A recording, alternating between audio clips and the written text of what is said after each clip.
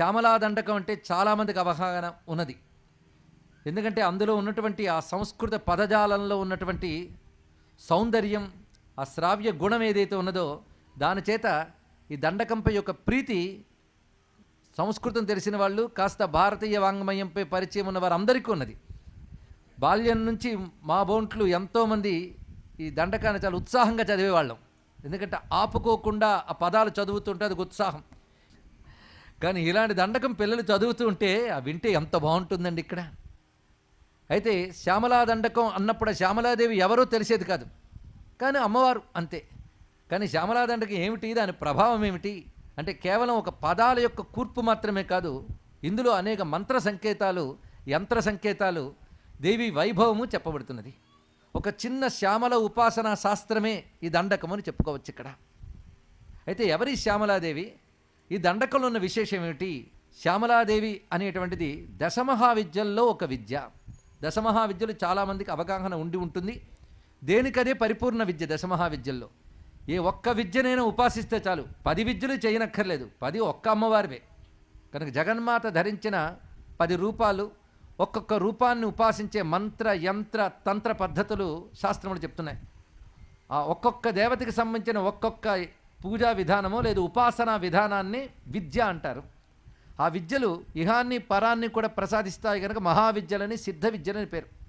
ఈ దశమహావిద్యల్లో ఎక్కువగా మన వైపు ప్రాచుర్యంలో ఉన్నది శ్రీ విద్య. ఇది కాకుండా మిగిలిన 9 మహావిద్యల పేర్లు కూడా ఒక్కసారి స్మరించుకుందాం. కాళి, తార, మూడవది శ్రీ విద్యని త్రిపుర సుందరి, తర్వాత నుంచి చిన్నమస్త, బగళాముఖి, ధూమావతి, మాతంగి, షోడసి, భైరవి, కమలాత్మిక, భువనేశ్వరి. ఈ షోడసి అనేది మూడవదైన శ్రీ విద్య కనుక భైరవి, కమలాత్మిక, భువనేశ్వరి మొత్తం 10 మహావిద్యలయ్యాయి. ఇందులో మాతంగి అనేటువంటిది 10 విద్యల్లో ఒక ప్రత్యేక విద్య. ఆ మాతంగే రాజమాతంగి. ఆ మాతంగి పేరు శ్యామలాదేవి. అందుకే మాతంగ కన్యాం మనసా స్మరామి అని మనం చెప్తూ ఉంటాం ఇక్కడ. అలాంటి ఆ మాతంగి విద్య ప్రత్యేకించి ఒక ఉపాసన విద్య. అంటే మూడవదైన శ్రీ విద్య ఎంతటిదో అంత ఉపాసన కూడా మాతంగి విద్యలో ఉంది. అది ప్రత్యేకమైన విద్యగానే ఆరాధింపబడుతూ ఉన్నది ఇక్కడ. ఆ మాతంగికే మరొక పేరు శ్యామల. ఏదైతే ప్రత్యేకంగా రాజమాతంగి శ్యామల అని చెప్పబడుతూ ఉన్నదో ఆ తల్లి శ్రీ విద్యలో లలితాదేవికి అంగదేవతగా చెప్పబడుతున్నది. ఆ తల్లిని మంత్రిణీ దేవత అని అంటారు. దీన్ని బట్టి లలితా సహస్రనామాలు చదివే వాళ్ళందరికీ కూడా శ్యామలంటే ఎవరు ఇప్పుడు తెలుస్తుంది. లలితా సహస్రనామం చదివితే ఎక్కడ శ్యామలా నామం కనబడదు, కానీ మంత్రిణీ నామం కనబడుతుంది. అది ప్రధానంగా 2 పర్యాయాలు అంటే 3 పర్యాయాలు వస్తుందండి. ఒకటి గేయ చక్ర రథారూఢ మంత్రిణీ పరిసేవిత ఒక నామం వచ్చింది. గేయ చక్రంపై కూర్చున్నటువంటి మంత్రిణీదేవి అమ్మవారి ప్రక్కనే ఉన్నారు. ఆవిడ ఆ మంత్రిణీదేవి చేత కొలువబడుతూ ఉన్నది లలితాదేవి. ఇదొకటి వస్తుంది. అదేవిధంగా విషంగ ప్రాణహరణ వారాహి వీర్యనందిత అని చెప్పబడుతూ ఈ తల్లి మంత్రిణీదేవి చేత సంహరింపబడ్డవాడు విశుక్రుడు. ఆ మాట కూడా మనకి విశుక్రుని సంహరించినటువంటి మంత్రిణీదేవి అని చెప్పబడుతున్నది ఇక్కడ. అదొక ఒక ప్రస్తావన. మూడవ ప్రస్తావన మంత్రిణీన్యస్త రాజ్యధూహు. 3 చోట్ల మంత్రిణి అని వచ్చింది. అంటే ఆ 3 చోట్ల శ్యామలాదేవి యొక్క వైభవం. 3 చోట్లే కాదు, లలితాశాస్త్రంలో ఎక్కడెక్కడ శ్యామలాదేవి చెప్పారు అంటే శ్యామలాతత్వం తెలిసి లలితాశాస్త్రం చదివితే అర్థమవుతుంది. అందుకే అమ్మవారి ధ్యానం చేసేటప్పుడు ప్రధానంగా భజే శ్రీచక్ర మధ్యస్థాం దక్షిణ ఉత్తరయో సదా శ్యామా వార్తాళి సంసేవ్యాం భవానీం లలితాంబికాం అని ధ్యానం చేస్తాం. అంటే లలితాదేవికి అటు ఇటు కూడా అమ్మవారి కుడివైపు శ్యామలాదేవి, ఎడమవైపు వారాహి ఉంటారు. భండాసుర సంహారానికి లలితాదేవి బయలుదేరుతూ ఉంటే ఆవిడకి ఒకటే రథం, అది చక్రరాజ రథారూఢ సర్వాయుధ పరిష్కృత. శ్రీచక్ర రథంలో ఉన్నారు ఆవిడ. కానీ ఆవిడ ఎవరినైతే కొట్టదలుచుకున్నారో వాడు ఒక్కడు కాడు, అనేక రూపాలతో వాడున్నాడు. భండాసురుడు, వాడి పక్కన విశుక్రుడు, విషంగుడు, ఇంకా చాలా చాలా సైన్యాలు చాలా ఉన్నాయి. అమ్మవారు పరిశీలించారు. అవిద్య ఇన్ని రూపాలు ధరించింది కనుక వాడిని దెబ్బ కొట్టడానికి విద్య కూడా అన్ని రూపాలు ధరించాలి ఇక్కడ అని సంకల్పించుకుందా తల్లి. సంకల్ప మాత్రం చేత అమ్మవారి నుంచి 2 శక్తులు వచ్చాయి. ఈ కథ జాగ్రత్తగా వినవలసిన అవసరం, ఎందుకంటే ఇవన్నీ అనేకం కాదయ్యా బాబు, ఏకము యొక్క అనేక రూప వ్యక్తీకరణమే అంతే. అమ్మవారి నుంచి 2 శక్తులు ముందు వెలికి వచ్చాయి. వాళ్ళిద్దరే శ్యామల, వారాహి. అప్పుడు అమ్మవారు ఏం చేశారంటే, నాదైన ఈ శ్రీమన్నగర రాజ్య భారమంతా కూడాను ఎవరికి అప్పగించాలని ఆలోచించింది. ఆ మంత్రిని దేవుని దగ్గరికి పిలిచిందట. ఆ మంత్రిని శ్యామలాంబ, ఆ తల్లి వచ్చినది. ఇలా చెయ్యి ఇవ్వమ్మా అని ఆ చెయ్యి తీసుకుని ఆ కుడి చేతి అనామిక అంటే ఉంగరం వేలులో లలితాదేవి తన ఉంగరం తీసి తొడిగి ముద్రిక ఇవ్వడం అనమాట. అది తొడిగి నీకు మొత్తం ఈ రాజ్యభారం అప్పగిస్తున్నాను అన్నది ఇక్కడ. అందుకు అమ్మవారి యొక్క రాజ్యభారం అంతా స్వీకరించింది తల్లి. భారముని సంస్కృతంలో ధూహు అని అంటారు. మంత్రిని న్యస్త రాజ్యధూహు అంటే రాజ్యభారాన్ని మంత్రినీదేవికి అప్పగించిన లలితాదేవి నా నామానికి అర్థం ఇక్కడ. అక్కడ మళ్ళీ శ్యామలాదేవి గురించి ప్రస్తావన మనకు కనబడుతున్నది. నిజానికి ఇక్కడ మనం పదాలు బట్టి ఆలోచిస్తే మంత్రిని దండనాథ అంటే ఏదైనా ఒక రాజ్యపాలనలో ప్రధానంగా ఉండవలసిన రెండు, ఒకటి మంత్రాంగం, రెండవది రక్షణ వ్యవస్థ. ఈ రెండు చాలా ప్రధానమైనవి. అందులో మంత్రాంగం అంటే ఆలోచన, ఆ ఆలోచన చేయాలి, వ్యూహరచన చేయాలి, ఏది ఎలా వెళ్ళాలో ముందుకు ఒక ప్రణాళిక వేయాలి. ఇదంతా మేధస్సుకు సంబంధించినటువంటి అంశం. అందుకే మంత్రము అంటే ఆలోచన అని ఒక అర్థం ఉన్నది. మంత్రి, మంత్రము, మంత్రాంగము మన లోకంలో వాడుతూ ఉంటాం వ్యవహారాలన్నీ కూడా. కానీ మంత్రాంగము, మంత్రి అంటే ఆలోచన. దీన్ని సచివ అని కూడా అంటాం. సచివ, మంత్రి ఇవన్నీ కూడాను ఆ మంత్రిత్వానికి సంబంధించిన పదములు. కనుకనే ముందు జ్ఞానానికి సంబంధించిన మంత్రిత్వం అంతా కనబడుతున్నది ఎక్కడ? శ్యామలాదేవిలో. ఆవిడ ప్రణాళిక వేస్తుంది అంటే అప్పుడే అర్థమైపోయింది ఈవిడ జ్ఞానానికి సంబంధించిన శక్తి అని అర్థమైపోతుంది. ఇక రెండవది దండనాథ, ఈవిడ సేనాధ్యక్షురాలు. సేనాధ్యక్షుడు అంటే ఆర్మీని నడుపుతుంటుంది. ఎలా నడుపుతుంది? ఆ జ్ఞాన ప్రణాళికను అనుసరించి నడుపుతుంటుంది ఇక్కడ. ఈ రెండు రావడానికి కారణం ఎవరు? లలితాదేవి. మరి ఆవిడెవరు? ఆవిడ సృష్టి చేయాలనుకున్న పరమేశ్వరుని యొక్క సంకల్ప శక్తి లలితాదేవి. ఒకే మాటలో ఇంతేనండి. లలితాదేవి అంటే ఎవరయ్యా అంటే సృష్టిని చెయ్యాలని పరమేశ్వరుడు సంకల్పించుకున్నాడు కదా. సంకల్పించుకుంటే నిన్ను వచ్చే ఏదైనా తయారు కావాలంటే ముందు ఉండవలసిన సంకల్పం, ఆ తర్వాత తయారీ. కానీ పరమేశ్వరుడు కూడా విశ్వరచన చెయ్యాలి అని అనుకుంటేనే కదా విశ్వరచన చేశాడు. కనుక రచన కంటే ముందున్నది సంకల్పం. ఆ సంకల్ప రూపమైన శక్తి లలితాదేవి. ఆయన సంకల్పమే కామ, ఇచ్ఛ అనే శబ్దముల ద్వారా కూడా చెప్పబడుతుంది. ఆ ఇచ్ఛాశక్తితో ఉన్నప్పుడే శివుడు అనాలి. శివుడు అంటే ఇచ్ఛాశక్తితో ఉన్న ఈశ్వరుడు అని అర్థం. అంటే సృష్టి చేయాలని సంకల్పించుకున్న పరమాత్మకి శివుడు అని పేరు. అప్పుడు ఆయన సంకల్పించాడు కనుక కామించాడని కూడా అంటారు దాన్ని. స అకామయత బహుశ్యాం ప్రజాయేయ అని ఉపనిషత్తు చెప్తోంది. ఆయన కామించాడు. కామించాడు అంటే కోరుకున్నాడు అని అర్థం. ఆ కోరుకున్న శక్తి ఏదైతే ఉన్నదో ఆ కోరి కనబడే శక్తి పేరు కామేశ్వరి. ఆవిడే మహాకామేశ్వరి, ఆవిడే సంకల్పశక్తి స్వరూపము. కానీ ఆదిగా సంకల్పం ఉంది కనుక సంకల్పశక్తిగా ఆదిశక్తి అని పేరు. అది తెలుసుకోవాల్సింది. ఆ ఇచ్ఛ నుంచి రెండు బయటకు వచ్చాయి. ఎవరికైనా సరే మామూలుగా మీరు ఇంట్లో ఇవాళ టిఫిన్ చేస్తూ ఇక్కడికి వచ్చినట్లయితే ముందు టిఫిన్ చేయాలనే సంకల్పం ఉండాలి. దాని తర్వాత తయారు చేయాలనే జ్ఞానం ఉండాలి. తర్వాత తయారు చేయడం ఉండాలి. మనకొక పనికి మూడు ఎలా ఉండాలో ఈశ్వరుడికి కూడా మూడు ఉండాలి. కనుక ముందు సంకల్పశక్తి ఆయనకు వచ్చింది. ఆ సంకల్పం నుంచి వెలికి వచ్చిన మరో రెండు శక్తులు జ్ఞానము, క్రియ. కనుక ఇచ్ఛాశక్తి లలితాదేవి, జ్ఞానశక్తి శ్యామలాదేవి, క్రియాశక్తి వారాహిదేవి. ఈ మూడు కలిపి ఒకే శక్తి యొక్క రూపాలు. అందుకే ఇచ్ఛాశక్తి, జ్ఞానశక్తి, క్రియాశక్తి స్వరూపిణి అనే నామంలో మనం ముగ్గురిని కలిపి ఒక శక్తిగా చూపిస్తున్నాం. ఒక పరిపూర్ణత అక్కడ మనకు కనబడుతున్నది. ఇందులో ప్రధానంగా జ్ఞానం, జ్ఞానానికి సంబంధించిన దేవి శ్యామల అని అర్థమైపోయింది. అందుకే శ్యామలాదేవిని ఆరాధిస్తే జ్ఞానం వస్తుంది. అయితే శ్యామలాదేవిని ఆరాధించాలని జ్ఞానం ముందు ఉండాలి. ఆ జ్ఞానం రావాలంటే పూర్వపుణ్య విశేషం ఉండాలి. ఆ తల్లిని కానీ ఒక్కసారి ఆశ్రయిస్తే ఆ తల్లి అనుగ్రహంతో తెలివితేటలు వస్తాయి. అంటే మనం ఏదైతే సరస్వతి అని, వాగ్దేవి అని, బ్రాహ్మి అని పూజిస్తున్నామో ఆ సారస్వత స్వరూపమే శ్యామలాదేవి కూడా. శ్యామల, సరస్వతి భిన్న దేవతలు కావు, ఒకే స్వరూపం. అందుకే ఇది ఎవరు రచించారు అంటే మనందరం తడుముకోకుండా చెప్తాం ఏమని? కాళిదాసు రచించాడని. దీనికి కాళిదాసు ఈ రచన చేయడం వెనకాల అనేక రకాల కథలు కనబడతాయి.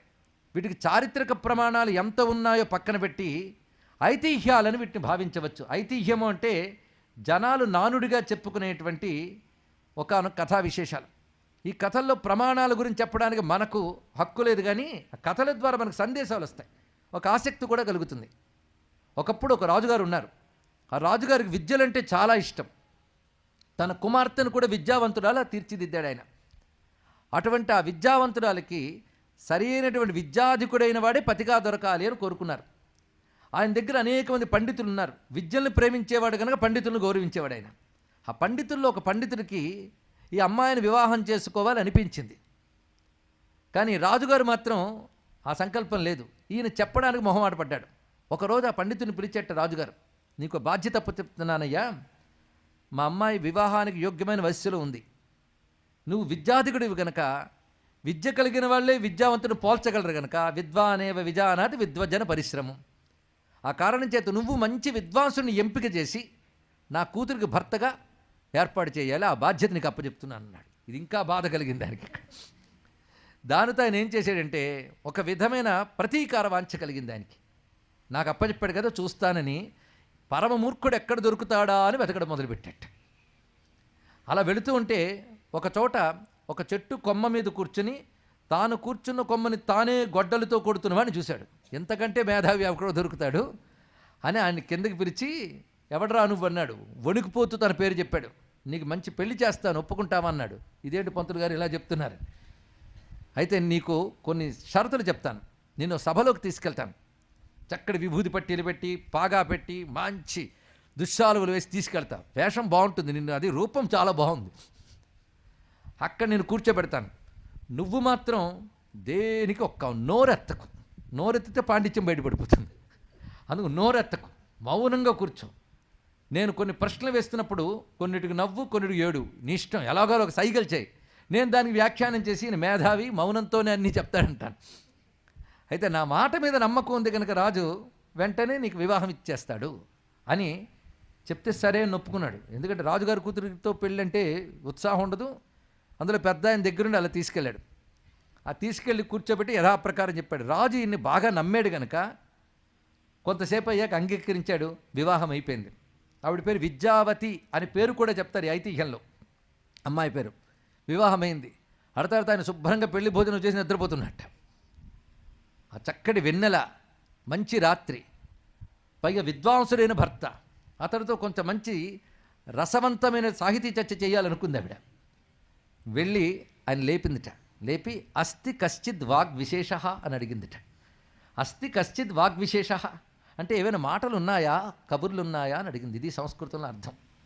అంటే అస్థి లేదు కస్తి లేదు సచ్చిరుడు తొంగుడు అన్నట్టు. వాడికి అస్థి కస్తి అర్థం కాలేదు. దానితో వాడు తన పల్లె భాషలో తోలనాడాడు. వెంటనే ఆవిడకి అనుమానం వచ్చి లే అన్నది. భయపడుతూ లేచాడు. నువ్వు నిజంగా చదువుకున్నావా, ఏం జరిగింది అని మొత్తం అడిగితే వణుకుతూ ఉన్న విషయం అంతా చెప్పాడు. ఆవిడ అర్థం చేసుకుంది. విద్వాంసరాలు గనక తొందరపడకుండా అర్థం చేసుకుని, ఒక్కసారి నీకు మీ అమ్మ వాళ్ళు తెలుసా, నా చిన్నప్పుడు పోయారు, నా అనాథను. అవునా, నీకు అమ్మని నేను చూపిస్తాను, బయలుదేరన్నదండి. ఇక్కడ ఆ రాత్రికి రాత్రి, అది ఉజ్జయిని అవంతిపురం. అక్కడ సిద్ధక్షేత్రం, అమ్మవారు సిద్ధకాళి ఆ పేరుతో ఉన్నది. అక్కడ హరసిద్ధి అనే పేరుతో అష్టాదశ శక్తి పీఠాల్లో ఒకటి. ఆవిడే మహాకాళి అనుకుని ఉంటారు. జ్యోతిర్లింగం, మహాకాల జ్యోతిర్లింగం. ఆవిడే నీకు అమ్మ. అక్కడికి వెళ్ళు. ఒక విద్వాంసరాల్ని వివాహం చేసుకున్నావు, నీకు విద్య లేదు, విద్యనివ్వమని ఏడు అంతే అని చెప్పి ఆ నాలిక చాపించి బీజాక్షరం రాయించిందట ఈవిడ. తిన్నగా ఆయన వెళ్ళాడు అక్కడికి. వెళ్ళి ఇంకా అమ్మవారి ముందు ఏడవడం మొదలుపెట్టాడు. అంతే, ఏడవడం ఒక్కటి తెలుసు, అది తెలిస్తే చాలండి, ఎన్నైనా సాధించవచ్చు. కొంతసేపటికి అమ్మవారు ప్రత్యక్షమయ్యారు. అడిగాడు, నాకు చదువు సంధ్య లేదమ్మా, నువ్వు అనుగ్రహించాలి అన్నాడు తల్లితో. నీకు 7 జన్మల అజ్ఞానం ఉంది నాయన అందుట. మనం అనుకుంటా ఈ జన్మ గత జన్మ అని, తర్వాత ఎన్ని ఉన్నాయో మనకు తెలియదు. ఏదో మోక్షం వస్తే బాగుండండి అంటే అనుభవించడానికి 1000 జన్మలు ఉన్నాయేమో, తర్వాత మనకు తెలియదు ఇక్కడ. అప్పుడు 7 జన్మల అజ్ఞానం ఉందనగానే ఇంకా ఏడ్చాట. అప్పుడు తల్లి ఏం చేసిందంటే, నీకు ఇప్పటికిప్పుడే 7 సార్లు పుట్టించి మరణించేలా చేస్తాను. జగన్మాత తలుచుకుంటే ఎంతసేపు అండి, ఆ కొద్దిసేపట్లోనే, అంటే కాలాన్ని, అది రిలేటివ్, దాన్ని సంక్షేపం చేసి అనుభవాన్ని ఇవ్వగలిగిన ఒకానొక ప్రక్రియ ఈశ్వరుడికి సాధ్యమవుతుంది. వెంటనే అప్పటికప్పుడు 7 జన్మలు అయ్యేలా చేసిందిట తల్లి తన యొక్క అనుగ్రహంతో. ఆ తర్వాత అతనికి దర్శనమిచ్చింది. ఆ దర్శనం అతడు పొందాడు. ఆశ్చర్యకరమైన దర్శనం. కనబడిందేంటో ముందే వర్ణించాడు. అంటే తల్లి ఎటువంటి జ్ఞానాన్ని ఇచ్చిందంటే, తన స్వరూపాన్ని చూస్తూనే వర్ణించగలిగిన శక్తినిచ్చింది. అతడు చూసిన ప్రథమ స్వరూపం ఎలా ఉందో మనం చూద్దాం ఇప్పుడు అతడితో పాటు. అది శక్తిపీఠమైన కాళీపీఠంలో జరిగింది కనుక కేవలం దాసభావంతో ఆయన ఇంత అనుగ్రహాన్ని పొందాడు. దాసభావం అంటే అహంకారాన్ని విడిచిపెట్టి శరణ వేయడమే దాసభావం. అహంకారం ఉన్నంతకాలం ఏ జ్ఞానం రాదండి. నేను పండితుడిని అహంకరించినా ఈశ్వరానుగ్రహం లభించదు.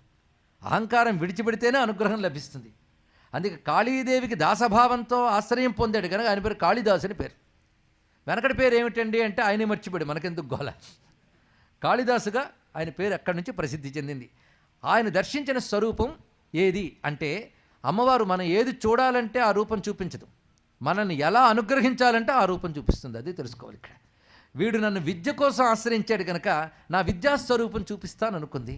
ఆ విద్యాస్వరూపమే శ్యామలాదేవి. శ్యామలా దర్శనం పొందాడు ఆయన. దర్శనం పొందడం ఆలస్యం, అమ్మవారిపై అమోఘమైన రచన చేశాడు. ఆ రచనే శ్యామలాదండకం. అయితే కొందరు పరిశోధకులు, చారిత్రకులు ఈ కథను అంగీకరిస్తారో లేదో పక్కన పెడదాం, కానీ ఈ కథలో ఉన్న రసత్వము మనకు అమ్మవారు అనుభూతిని కలిగిస్తున్నది కనుక దీన్ని ప్రమాణంగా మనం తీసుకున్నంత మాత్రాన బాధ లేదు. మన ఆనందానికి మళ్ళీ చర్చలు రీసెర్చ్లు ఎందుకండి ఇక్కడ.